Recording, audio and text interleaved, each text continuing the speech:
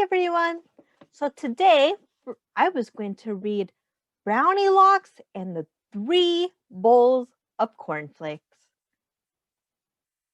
Brownilocks and the Three Bowls of Cornflakes. This book is written by Enid, Richemont, and Polona, Lovsin. Hopefully I'm pronouncing the names right. Sometimes, if you don't know how to say their names, you can ask them.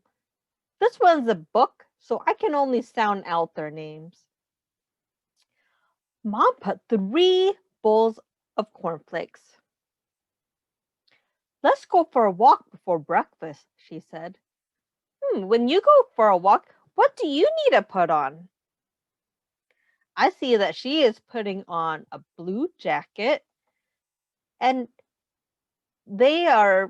this person has a red sweater on, and this other one has a long sleeve shirt and long pants and shoes.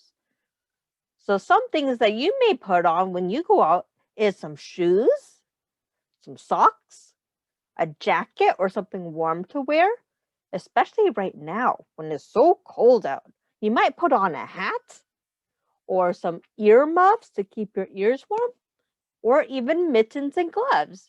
There are a lot of things you can put on when you go outside for a walk. Brownilocks and the bear was out walking too. She smelled the cornflakes. Tasty, she thought, climbing in. Do you see where Brownilocks is? Where is the bear? Yeah, here's the bear. They're climbing through the window. Have you ever tried climbing through the window? Yeah, not a good idea. You could get hurt that way. But she is a bear, so bears, maybe they're a little bit different. Brownilocks sat on Dad's chair. Too hard, she growled. So she tried Mom's chair. Too soft, she moaned. She went over to Sam's chair. Just right, she thought, reaching for Sam's cornflakes. But crash! Brownilocks was too heavy, and Sam's chair snapped. Look at her face.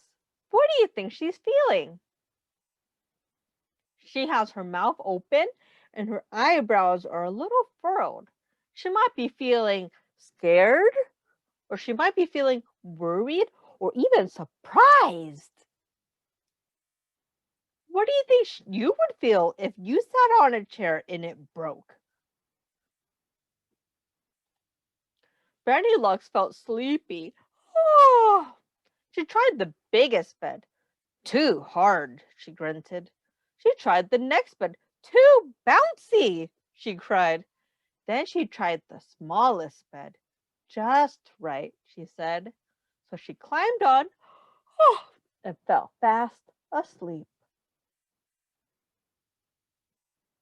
Do you think the smallest bed was big enough for her?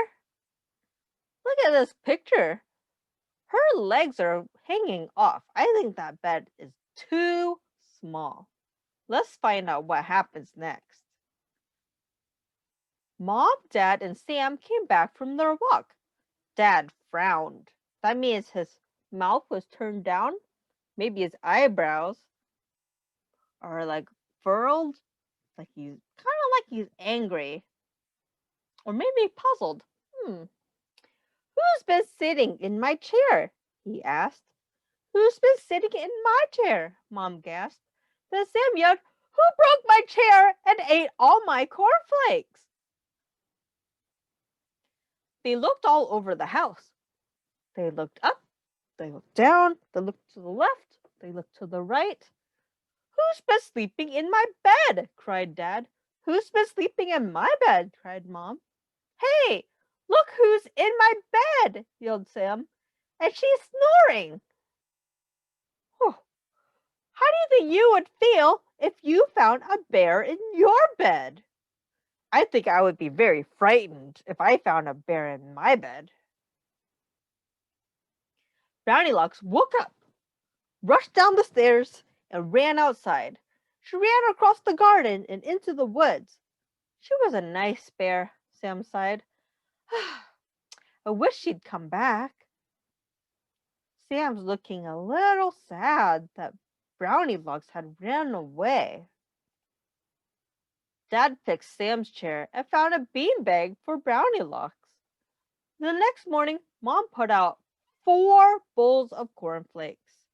One for her, one for Sam, one for Dad, and a big one for the bear. Brownilocks soon came back when she smelled the cornflakes. Hmm, here's your bowl, said Sam.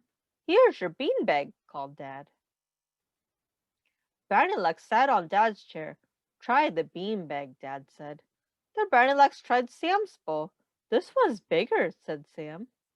Brownilocks gobbled up all the cornflakes and slurped up all the milk in the big bowl. Brownilocks yawned. Oh! She dumped up the stairs and lay on Sam's bed. Then Sam curled up with Brownilocks and read her a book. But Brownilocks longed to be outside. She climbed out of the window and ran into the woods. Sam wanted to see his new friend again. Come back soon, he cried. Brownilocks liked the woods, but she also liked Sam and the tasty cornflakes. She did come back the very next day, and the day after that, and the day after that. The end. Thank you for joining me for the story, and I hope you enjoyed it. Until next time, bye.